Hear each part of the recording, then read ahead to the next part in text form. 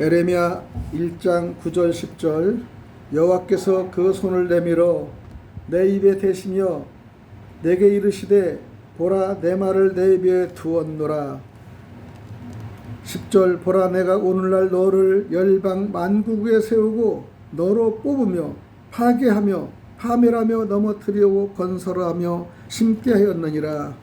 호세아 12장 10절 다시 올려드립니다. 내가 여러 선지자에게 말하였고 이상을 많이 보였으며 선지자들을 빙자여 비유를 베풀었노라. 아멘. 할렐루야. 오늘의 말씀은 새 거듭나는 성장 과정과 인내의 믿음이란 말씀을 가지고 말씀을 드리겠습니다. 사랑하는 성도 여러분, 오늘 8월 마지막 주일날에 정말 좋은 날씨를 주심을 감사하며 또 이제 벌써 8월 달에 달력을 오늘 띄는 날입니다. 참 세월이 무척 빠르죠. 에레미야의 1장 9절 10절을 보면은 선지자를 빙자여서 약속의 목자께서는 하실 일을 말씀하시면서 초림 때는 예수님의 사명이며 재림 때는 약속의 이 목회들의 사명이란 것을 말씀하는 겁니다. 사명은 사람의 마음속에서 마귀의 씨인 비진리를 뽑아낸 후 하나님의 씨인 진리를 심고 하나님께서 거하실 집으로 재창조하는 것이에요. 우리 속에는 늘상 인간의 본성이 있습니다. 악한 마귀의 본성이 있는 겁니다. 그래서 우리는 하나님께 다가가는 악한 마귀의 본성을 빼고 선한 정말 영적인 하나의 씨, 즉 말씀으로 우리가 재거듭나는 것을 우리는 생각을 해야 되는 거예요. 그러니까 육으로는 우리가 정말 존재하고 있지만은 영으로서는 우리가 깨끗하지 못할 때가 많습니다. 그래서 우리는 늘상의 영으로 우리가 깨끗함을 받으려고 발버둥 치지만은 그게 사실 쉬운 게 아니에요. 그래서 우리는 하나님의 씨가 뭡니까? 진리의 말씀입니다. 하나님께서 거하실 집으로 재창조하는 것이죠. 그러면 우리가 우리의 심령이 무엇으로 재창조되어야만이 또한 천국에 들어가기 위해서는 무엇이 필요한가를 우리가 잠시 성경 말씀을 통해서 알아보겠습니다. 호세아 12장 10절에는 내가 여러 선지자에게 말하였고 이상을 많이 보였으며 선지자들을 빙자여 비유를 베풀었노라. 선지자를 통하여 우리가 비유를 베풀고 알려줬지만 우리는 알아듣지 못하는 겁니다. 말씀이 수많은 성경을 통해서 많이 기록되어 있지만 말씀을 들으려고 하지도 않고 보려고도 하지 않습니다. 사실 개인적으로 말씀을 보기는 쉽지 않아요. 일반 책과 틀려서 말씀이 참 어떤 때는 이해를 못하고 말씀을 들으면 또 졸리기도 하고 말씀을 들으면 답답하기도 하고 그래서 이 말씀을 한 절 한 절 읽어나가는 것은 우리 평신도로서는 특히 어렵고 일반 우리 목회자들이나 장로들도 쉽지는 않습니다. 그러나 하나님은 여러 선지자에게 말했어요. 많은 걸 보여줬어요. 예언을요. 그리고 선지자들을 빙자여 비유도 베풀어줬습니다. 마지막에 우리 예수님은요 많은 천국의 비유를 베풀었습니다. 그리고 비유를 베풀면서 천국 가는 길을 알려주었지만은 같이 있는 제자들도 잘 알지 못했습니다.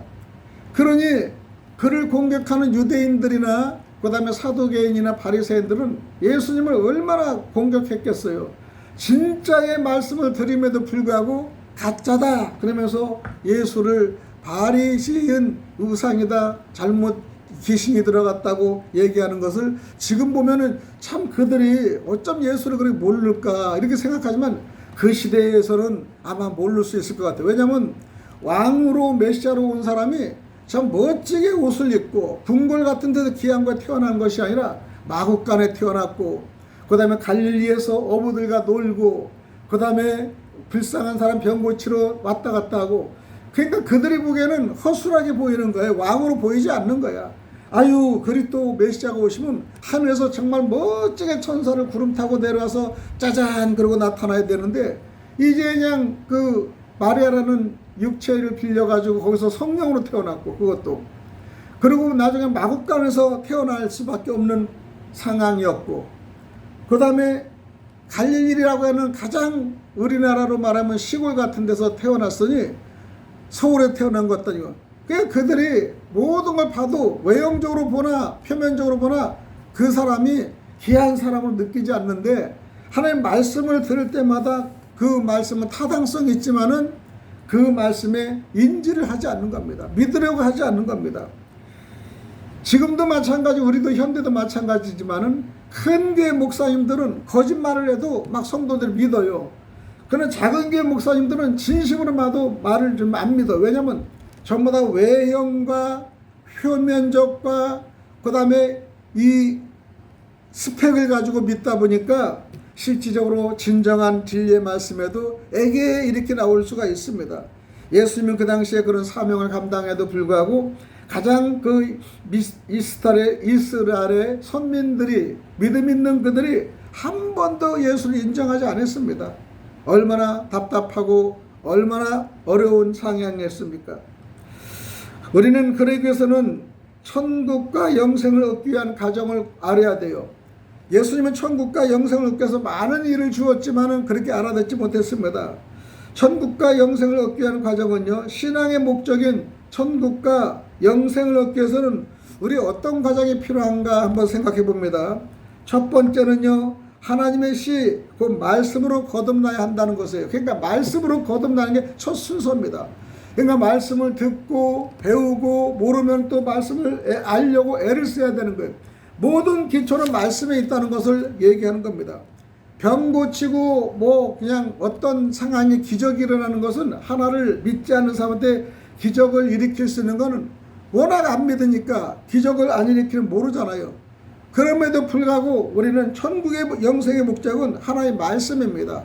하나의 말씀으로 우리가 거듭나는 것이지 우리가 훈계나 모든 교훈이나 이런 걸로 거듭나는 건 절대 아니라는 것을 알면서 천국에 가는 것은 정말 하나님의 곧 말씀으로 거듭나야 되는구나. 이것이 누가복음 시에 대해서 개념을 얘기하는 겁니다. 두 번째는요, 천국과 영생을 얻게 하는 과정 두 번째는요, 하나님의 말씀을 먹는다는 거예요. 흡입하고 먹고 그 다음에 자라나는 성장 과정이 필요하다는 거예요. 다른 걸 먹는 것이 아니라 하나님 말씀을 먹고 흡입하며 숨을 쉬면서 성장해 가는 거예요. 그러니까 이 말씀을 전하는 데는 오로지 교회밖에 없지 않습니까? 세상에서 말씀을 전하지 않지 않습니까? 그러니까 말씀을 먹는 게 상당히 중요합니다. 그리고 말씀을 먹고 성장 과정이 자라나는 것이 상당히 중요합니다. 변하지 않으면 안 된다는 것이죠. 천국의 영생을 얻게 한 세 가지는, 세 번째는요, 환난과 비박과 시험이 올 때까지 끝까지 참고 인내하는 믿음이 필요하다. 참음, 오래 참음이 필요하다는 것이죠. 믿었다고 오늘 당장 어떤 문제가 일어나는 건 아닙니다. 비박과 환난이 당연히 옵니다. 그 다음에 시험이 옵니다. 그래도 끝까지 참고 견디는 인내를 키워야 되는 겁니다. 그럼 우리가 천국과 영생을 얻기 위한 두 번째 과정은요, 거듭나야 된다는 거듭. 우리는 거듭나는 것은 참 요한복음 3장 이 니고데모에 대해서 우리는 너무나 많이 아는데, 첫째 거듭남이란 무엇이며 또 거듭나야 하는 이유는 무엇일까요? 현재에 태어난 그 방법대로는 도저히 안 된다는 겁니다. 거듭나야 된다. 아니면 회개해야 된다. 이런 말이 많지 않습니까? 요한복음 3장 3절에서 6절에서는 물과 성령으로 거듭나야 하나님 나라에 들어갈 수 있다고 말합니다. 물과 성령. 여러분, 물과 성령이요?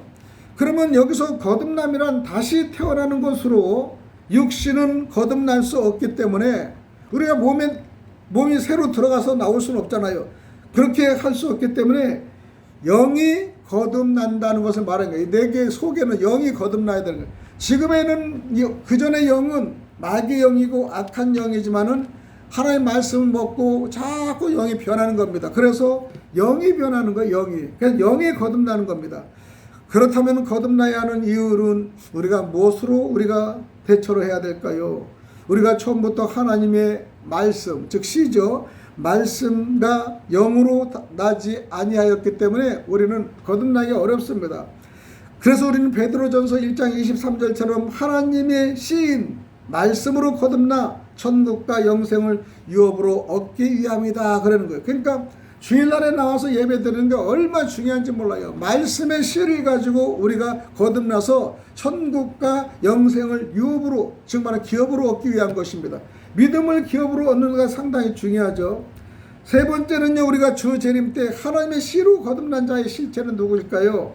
재림 때 하나님의 씨로 거듭난 자의 실체는 마태복음 13장에 보면은, 마태복음 13장은 아마 소천국장이라고 그러는데 주 재림 때를 추수 때라 합니다.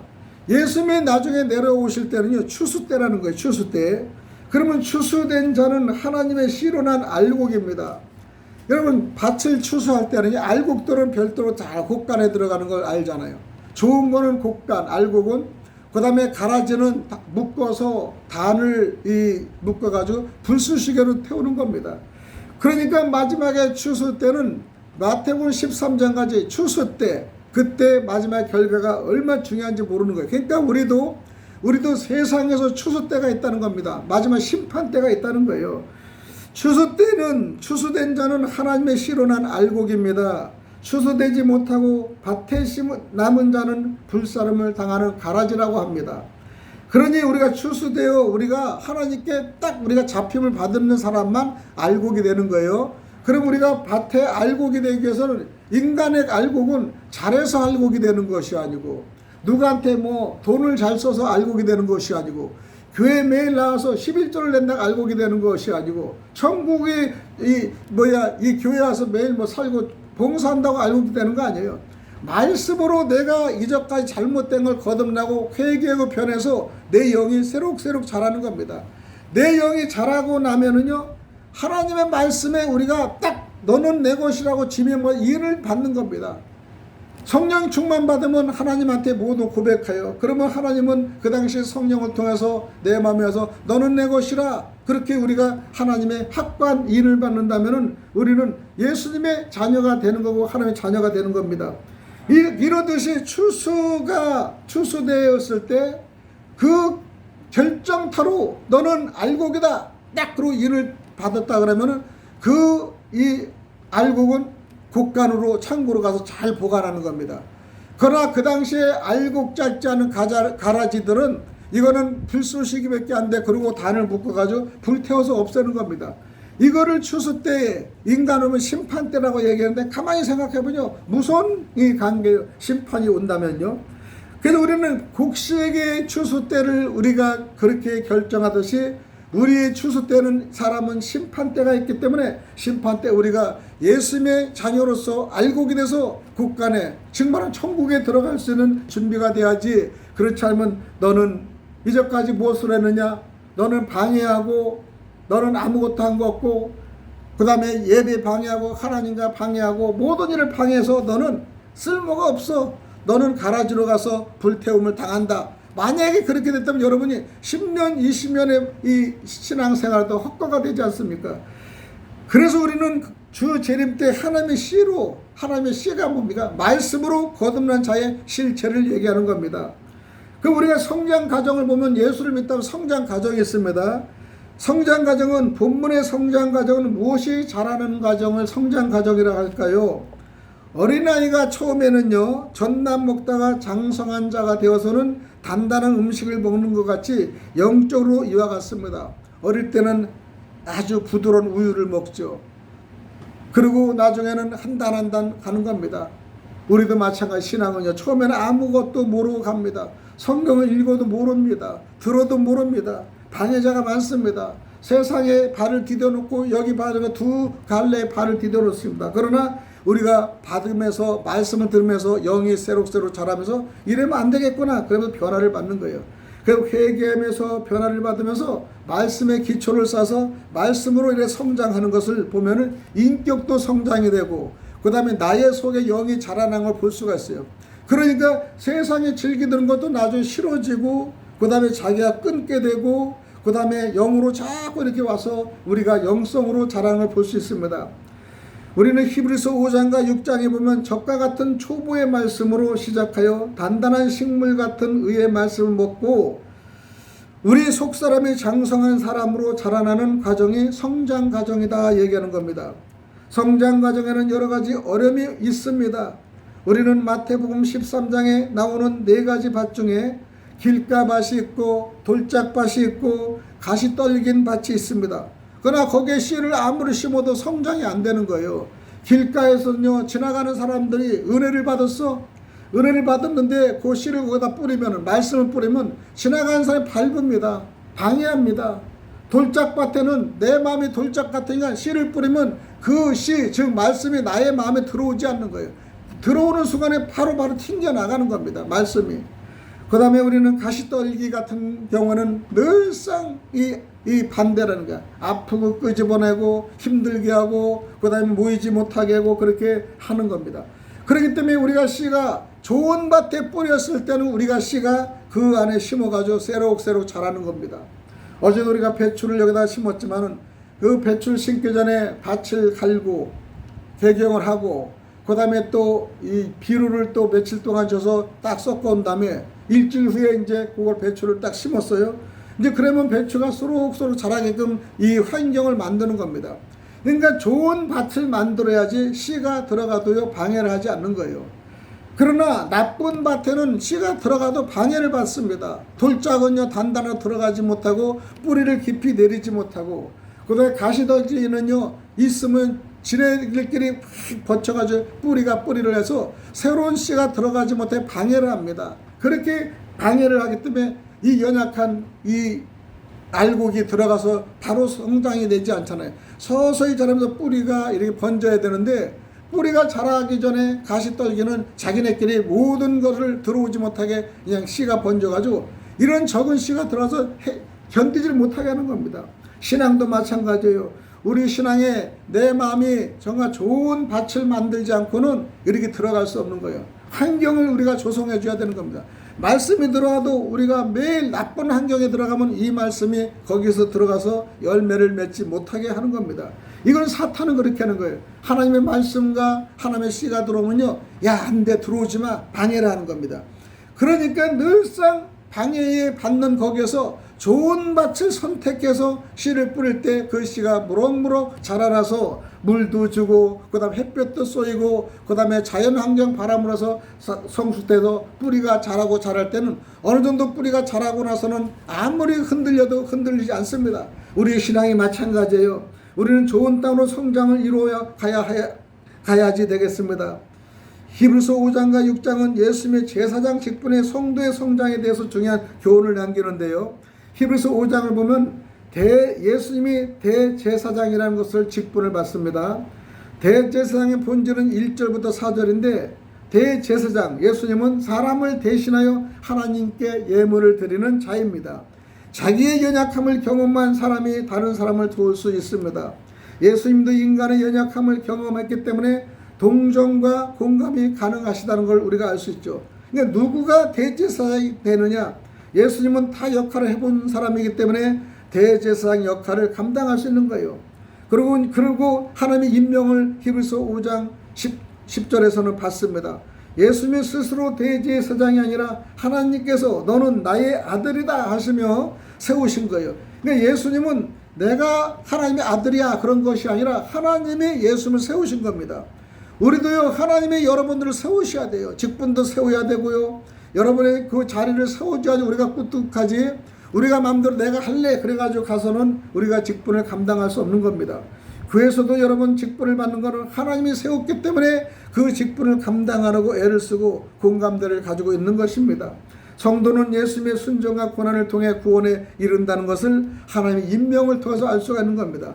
여러분의 직분을 임명을 통해서 받은 거기 때문에 여러분의 직분을 무시하거나 업신여겨서는 절대 안 되는 거예요. 하나님이 주신 직분을 감당해야 되는 겁니다. 장로는 장로의 직분을 감당해야 됩니다. 목회자는 목회자의 직분을 감당하고요. 그 다음에 안수집사는 안수집사의 직분을 감당하는 겁니다. 히브리서 5장의 11절에서 14절의 이하를 보면은 성도의 영적 성숙을 강조하는 거예요. 영적 성숙. 아직 신앙이 미숙한 자는 기본 교리, 젖을 이해를 해야 됩니다. 기본 말씀, 교회 가서 어떤 생활, 말씀은 어떤 거다, 10계명은 어떤 거다, 그 다음에 주기도문과 사도신경을 들음으로써 이것이 교리구나, 이것이 하나의 법이구나 느끼는 겁니다. 그래서 하나님이 원하는 건 10계명을 다 지키고자 하는데 우리가 10계명을 어떻게 다 지킬 수 있느냐? 그렇기 때문에 예수님이 우리가 못 지켰기 때문에 예수님이 자기 몸을 희생하셨다는 걸 생각해야 되는 겁니다. 그분의 희생으로 우리가 깨끗함을 받은 거예요. 그러니까 우리의 몸으로 내가 목욕하고 깨끗하게 된 것이 아니라 예수님이 우리 때문에 희생하고 십자가에 돌아가심으로 우리가 깨끗함을 받았다는 것입니다. 그렇기 때문에 우리가 얼마나 감사합니까? 저 바깥의 사람은 그걸 못 받아. 왜냐? 예수를 인정하지 않고 믿지 않기 때문에 깨끗함을 치료를 받지 못하지만 하나님께 세례받고 영접하고 주 예수 그리스도를 인정하는 그들은 이미 예수님이 나의 죄를 다 도말해 주셨다는 것이요. 그렇기 때문에 지금도 난 죄인이야, 매일 그래 죄인이라고 하는 사람이 잘못된 거예요. 우리는 예수님 믿는 순간에 예수님이 너의 죄를 내가 다 희석시켜버리고 이제는 깨끗한 몸으로 너희들이 성장하라고 하시는 겁니다. 우리는 성도의 영적 성숙이 얼마나 중요한지 몰라요. 그래서 우리는 단단한 음식을 뭡니까? 깊은 말씀, 깊은 교훈을 먹는 자는 분별력과 영적 성장을 이룬다라는 것입니다. 예수님은 인간의 연약함을 경험하시고요, 하나님의 뜻에 순종하며 완전한 대제사장이 되었습니다. 성도는 영적 성숙을 위해 기본에서 깊은 우리가 교훈으로 가야 된다는 것입니다. 그러면 히브리서 6장에는 성도의 성장과 경고에 대해서 말씀을 드리는데, 기본 교리에서 성장으로 6장에 보면 회개, 세례, 안수, 죽은 자의 부활, 영원한 심판 등 기초 교리를 말씀하시면서 성숙한 믿음의 행함으로 나가라 라는 것입니다. 성숙한 믿음의 행함으로, 믿음의 불변성과 하나님의 약속을 인정하라 얘기하는 겁니다. 한번 진리를 맛보면은 성령의 은혜를 경험한 자라도 돌이키면은 심판이 있을 수 있다라는 경고하는 거예요. 하나님 말씀 믿음은 끝까지 믿으라는 겁니다. 잊지 말고 믿으라는 겁니다. 그럴 때 우리는 돌이켜서 심판을 당하지 않도록 우리는 진리의 말씀을 맛보면은 그 성령의 경험을 끝까지 유지하려고 애를 써야 되는 거예요. 그러나 하나님은 약속과 은혜의 신실함으로 인내하며 소망을 붙들어야 된다는 것입니다. 믿음의 선한 행함과 보상이 있는데 아브라함의 믿음의 예를 보면은 하나님께서는 약속을 지키신다는 확신 속에서 성도는 소망을 붙들고 인내하라는 것입니다. 그러니까 성도는 소망을 붙들고 인내해야 되는 거예요. 지금이 어렵고 힘들고 아픔이 있다 하더라도 하나님, 저는 주님의 말씀을 먹고 지금 새록새록 자라고 있으니 성장을 미숙과 같이 하지 말고 성장하게 해 주옵소서. 그리고 내 마음의 영이 자라서 점점점 성인이 되게 해서 예수님의 말씀 행함을 우리가 통해서 분명하게 말씀 교리를 통해서 우리는 들어가서 정말로 하나님과 그 직분을, 하나님이 대신 주신 직분을 잘 감당할 수 있게 해달라고 하는 겁니다. 성도는 기초 교리에서 머무르지 않고 영적 성숙과 소망 안에서 인내하여야 한다는 것이 히브리서 6장의 말씀입니다. 그 다음에 이제 다섯 번째, 인내 믿음이 필요합니다. 마지막으로 가장 중요한 인내 믿음은 우리가 어떤 것일까요? 신앙에서는 환난과 핍박과 시험이 올 때 견디는 것이 바로 인내 믿음입니다. 세상도 마찬가지예요. 우리가 어렵고 힘든 일이 넘어지고 쓰러지고 이런 일이 얼마나 많습니까? 특히 사회에 발을 디디고 나면은 얼마나 그런 일이 많은지 몰라요. 학교를 다닐 때는 내가 공부를 열심히 하면 내 세상을 만들 것 같고, 그렇지만은 막상 사회에 가면 또 공부의 개념하고 틀리게 정말로 이 친구가 갑자기 적이 되거나 원수가 되거나 도와주는 것 같지만 자기를 멸망하게 짓밟거나, 사회에서는 내가 성공하기 위해서 누굴 짓밟고 올라가거나 그렇게 야비한 수단이 계속 일어나기 때문에 실망을 하게 됩니다. 야, 세상이 정말로 이렇게 어렵구나. 어린아이가 태어날 때 응아 우는 거는 이젠 고생이다 그러고 운다는, 누가 우스갯소리 했지만 어릴 때도 이제 나오는 순간부터 나는 고생이다. 엄마 뱃속에 있을 때는 그래도 성장하고 아무런 이 제재 없이 보호를 받았지만 바깥에 나오는 순간부터 이제 원수마귀들이 생명 공격하고 건강 공격하고 자기 인격 공격을 당하는 거예요. 그래서 우리는 정말 성숙한 사람이 되기까지는 엄청난 인격 공격을 당하는 겁니다. 이것은 마귀들의 세상이 있기 때문에 그래요. 그래서 우리는 마지막으로 가장 중요한 인내의 믿음은 우리가 어떤 믿음일까 한번 생각을 해보면 이렇습니다. 신앙에서 환난과 핍박과 시험이 올 때 견디는 것이 바로 인내의 믿음이다. 인내의 믿음이다 라는 것을 기억하시기 바랍니다. 핍박을 받는 건 두 가지 신이 있기 때문에, 어떤 신? 두 가지 신. 핍박은요, 악령과 이 성령입니다. 나쁜 사람은 자꾸 나쁜 쪽으로 끌어가고요, 좋은 신은 자꾸 좋은 쪽으로 끌어나가기 때문에 두 신이 바뀌는 거예요. 우리 몸에도 양심이라는 게 있고요, 그 다음에 잘못된 악한 마음도 있습니다.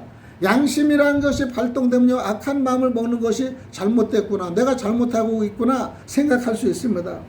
우리가 마태복음 10장과 25장과 요한복음 16장에서는 예수님의 이름을 인하여 미움을 받고 거짓 목자의 세상 권세의 핍박으로 하나님의 사명자들과 백성들의 옥에 갇혀 고난을 받는다고 합니다. 또 죽임을 당하는 일도 있다고 합니다. 이렇게 예언되어 있는 거예요. 왜냐? 예수님의 말씀 때문에. 그렇지만은 하나님의 백성들이 받는 고난은요, 장차 나타날 영광과 좋게 비교할 수 없다고 로마서 8장 17절에 18절에 얘기합니다. 환난과 핍박과 시험이 오더라도 인내의 믿음으로 모든 것을 이겨나가야 한다는 것이 하나님의 결과입니다. 그럼 마태복음 10장을 보면 어떤 것이 있을까요? 제자 파송의 교훈인데요, 제자들의 사명, 예수님은 12제자를 부르시고 복음을 전파하도록 파송합니다. 한 사람 한 사람만 12제자를 보내서 2명씩 파송하는 걸 마태복음 10장에 볼 수 있죠. 그리고 또 병자를 고치고 귀신을 쫓아내며 하나님 나라를 선포하게 하십니다. 새 제자들의 같은 제자도의 같은 고난을 얘기하면서 너희들은 이런 일을 하라, 그리고 이 도를 알려주는 거예요. 길을 알려주는 겁니다. 제자들은 세상에서 핍박과 환난을 당할 것임을 예고하는 겁니다. 나한테 와서 공부를 하고 제자지만은 너희들은 이 환난과 핍박을 감안해야 돼. 행복만 뒤따를 수 없어. 그런 각오를 하고 너희들은 전도, 그 다음에 전파를 해야 된다는 거야. 알리는 거예요. 안 알려주고 그냥 갑자기 가면 갑자기 그렇게 때리겠지만은 이미 교육과 인내에서 내 이름을 전하는 순간부터 너희는 핍박을 받을 것이라 얘기하는 겁니다. 쟤들은 세상에서 핍박과 환난을 당할 것임은 이미 알리는 겁니다. 그러나 그렇게 일이 있어도 두려워하지 말고 끝까지 인내하라, 그 다음에 행하라, 명하시는 거예요. 제자의 정체성은 이거다. 제자는 스승을 따르는 자이며 그 다음에 그리스도를 시인하는 자이며 사람보다 하나님을 더 경외해야 된다라는 것을 강조하는 겁니다. 제자는 세상에서 환영보다 박해를 받을 수 있지만은 두려워하지 말고 끝까지 복음을 증거해라는 것이죠. 그 복음을 증거하면 이미 핍박을 받는 것을 제자들을 얘기했는데 우리 성도들도 마찬가지예요. 그렇게 친한 친구인데도 너 예수 믿을래? 그럼 핍박해요. 벌써. 그 너하고 놀기 싫다고 핍박합니다. 이렇게 우리는 예수를 전하는 핍박을 받는다는 것을 이미 예고를 하는 겁니다. 마태복음 25장은 또 이렇습니다. 마지막 심판의 교훈을 하면서 열처녀 비유를 얘기하는 거예요. 지혜와 준비가 필요하다. 신랑을 기다리는 10명의 처녀가 준비한 5은 혼인잔치에 들어가지만 준비하지 못한 자석의 이 신부는 배제를 한다. 그러니까 신랑이 올 때, 이 신랑은 육적인 신랑보다 예수님이 오실 때 준비한 우리들 신부는, 준비한 신부들은 예수님을 맞이할 수 있지만 준비하지 않은 사람은 예수님이 와도 모른다는 겁니다. 그리고 등불을 밝히지 못하기 때문에 온 날에 어두워서 그를 맞이하지 못하는 것을 등불 처녀 비유로 말씀드린 거예요. 신앙은 늘 깨워서 준비하는 삶이 필요하다. 그러니까 매일 말씀 듣고 기도하는 사람의 생각과 그 다음에 매일 세상 놀러 다니면서 세상하고 접하다가 주일에 한번 딱 와서 예배 드렸다는 그런 신앙하고는 정말로 동떨어집니다. 하나님은 늘상 귀를 기울이며 나팔 소리를 들으며 내 말을 들었을 때 이거다, 이걸 잡고 가는 그런 성도들을 원하는 겁니다. 시간 나면 가고 안 오면 없고 이런 신앙은요, 하나님 원하지 않는 거예요. 늘상 어려우나 좋으나 시끄러우나 그 다음에 몸이 아프나 주님을 향한 그 소리, 양의 목소리를 듣고 가듯이 하나님의 목소리를 듣고 양의 소리를 듣고 따라가는 것이 진정한 양입니다. 양의 지멋대로 반역하면은 그는요 짐승한테 늑대한테 물리고 마는 겁니다. 양은 그래서 늘상 목자의 지팡이 소리를 듣고 가는 양이 순종하는 양이고 그 다음에 생명을 보조를 받습니다. 각자에게 주어진 달란트를 활용해 주인에게 충성한 종은 칭찬받고 게으른 종은 심판을 받는다는 것이 이 성경에 있습니다. 하나님께 받은 은사와 기회를 최선을 다해 사용하시기 바랍니다. 여러분, 은사를 받은 사용을 해야 되지. 그래서 우리는 양과 염소의 비유를 보면 알 수 있어요. 양과 염소에 대해서 비유를 성경은 많이 하는데 이웃 사랑의 실천을 얘기하는 거예요.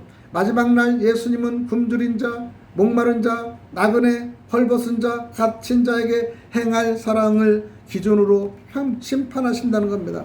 진정한 신앙은 이웃사랑의 실천으로 드러나는 것이죠. 그래서 우리는 마태복음 10장에는 제자는 고난 속에도 담대히 복음을 전해야 한다. 이것이 제자고, 마태복음 25장에는 준비된 믿음, 충성된 살, 사랑의 실천이 종말 심판의 기준이다. 그래서 비유, 신랑 신부 비유를 한 겁니다. 마지막에 요한복음 16장에는 이랬습니다. 예수님이 십자가 직전에 제자들에게 주신 마지막 가르침인데 환난을 예고하는 거예요. 요한복음 16장의 1절 4절은 환난을 예고합니다. 제자들은 세상에서 박해와 핍박을 당할 것이라는 걸 예고하고요. 이것은 믿음의 길에서 반드시 겪어야 할 과정이라는 겁니다. 피할 수가 없다는 것이에요. 그리고 성령의 약속을 5장에서 15절에 주시는데, 예수님의 떠나심은 성령이 오시는 길을 여는 것이라는 거예요. 그러니까 예수님이 십자가에 돌아가시는 거지 우리는 더 좋은 거라는 겁니다. 성령의 길을 열어주시는, 성령이 오시는 길을 열어주신다는 겁니다. 그리고 성령은 죄와 의의 심판에 대해 세상을 깨우치고 제자들을 진리 가운데 인도하신다는 것이죠. 그리고 우리는 슬픔이 기쁨으로 변하는 것이 요한복음 16장 16절에 24절을 보면은 예수님의 죽음으로 잠시 슬픔은 오지만은 부활로 인해 다시 기쁨으로 얻게 되는 것을 얘기하는 겁니다. 내가 일시적으로 죽는 것 같지만 이제 영원한 부활이기 때문에 너희들도 죽은 것 같지만 부활을 내 생명으로 함께 나하고 천국에 간다는 것을 얘기하는 거예요. 이 기쁨은 아무도 빼앗을 수 없다는 거예요. 예수 믿고 핍박을 당한 웃음에 죽을 수 있고, 이 스테반같이 웃음에 죽을 수 있는 건요, 기쁨의 이 은혜가 들어오기 때문에 육은 아파도 마음속에 행복이 오는 겁니다. 그래서 이 기쁨은 아무도 뺏을 수 없다라는 것이에요. 승리의 확신을 얘기하고요. 세상에서 환난을 당하나 예수님의 세상을 이기셨다고 우리는 공포합니다. 제자들은 담대할 수 있다는 것이에요. 왜? 주님의 말씀과 우리의 이 영이 들어가면요, 제자들은 담대할 수 있다는 것 때문에 그 제자들은 예수를 전하면서 십자가에서 다 거꾸로 돌아가신 제자들은 얼마나 많습니까? 사지를 찍히며 돌아가도 기쁘게 돌아가신 사람이 얼마나 제자가 많습니까? 우리는 핵심은요, 환난은 있지만은 성령의 도우심과 예수님의 승리 안에서 성도는 참된 기쁨과 평안을 누린다는 겁니다. 로마서 8장 17절에 18절에는 자녀임은 또한 후사, 곧 하나님의 후사요 그리스도와 함께한 후사니 우리가 그와 함께 영광을 받고요 고난도 함께 받아야 할 것이라. 후사라는 것은 자녀, 우리는 하나님의 자녀가 됐기 때문에 영광된 길로 걸어가는 것을 정말 따놓은 우리가 당상이라는 것이죠. 하나님의 자녀됨의 특징은 이렇다는 겁니다. 받는 자는 하나님의 자녀요, 예수님과 함께 상속된 자요, 즉 하나님 나라의 영광을 위해 누릴 자격이 있다는 것입니다. 그래서 우리는 얼마나 큰 축복을 받았습니까? 우리의 오늘은 정말 결론은 이렇습니다. 성도는 성령의 도우심으로 현재의 고난을 이겨내며 장차 나타날 하나님의 영광을 소망 가운데 바라본다는 겁니다. 오늘의 말씀을 다시 정리해보면 이렇습니다. 신앙의 목적은 천국과 영생입니다. 천국과 영생은 우리의 목적입니다. 돈을 잘 벌어서 기업을 잘 들어서 무슨 아파트를 늘리는 것이 아니라 우리의 신앙의 정리는요, 목적은 천국과 영생이라는 것을 늘상 머릿속에 우리가 익혀야 됩니다. 이곳에 이르기 위해서는 반드시 필요한 과정이 있다는 것을 얘기하는 거예요. 다시 한번 얘기하면 첫 번째 거듭남입니다. 두 번째는 성장 과정이 필요합니다. 셋째는 인내의 믿음이 되겠습니다. 거듭남은 하나님의 자녀가 되기 위해 하나님 씨, 곧 하나님의 말씀으로 자신의 영이 거듭난 것을 말하며, 성장 과정은 초보의 말씀으로 시작하여 완전한 도의 말씀을 통해 속사람이 자라나는 과정을 얘기하는 것입니다. 끝으로 인내의 말씀은 신앙에서 어떤 환난과 비판이 오더라도 믿음을 지키고 인내하여 승리하는 것,